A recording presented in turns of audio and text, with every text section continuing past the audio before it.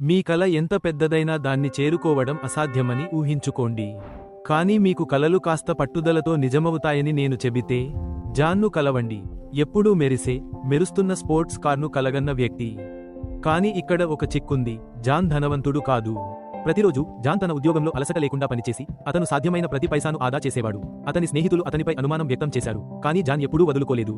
అతను అదనపు షిఫ్ట్లను తీసుకున్నాడు, కొత్త నైపుణ్యాలను నేర్చుకున్నాడు, మరియు ఒక పక్క వ్యాపారాన్ని కూడా ప్రారంభించాడు. అతని లక్ష్యం స్పష్టంగా ఉంది, అతని కలల కార్ కోసం తగినంత డబ్బు ఆదా చేయడం. ఎన్నో సంవత్సరాల కష్టపడి పనిచేసిన తర్వాత చివరికి జాన్ తగినంత ఆదా చేసుకున్నాడు.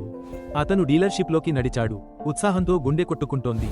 అతను కారును చూసిన క్షణం, అతని త్యాగాలు అన్నీ విలువైనవని అతనికి తెలిసింది.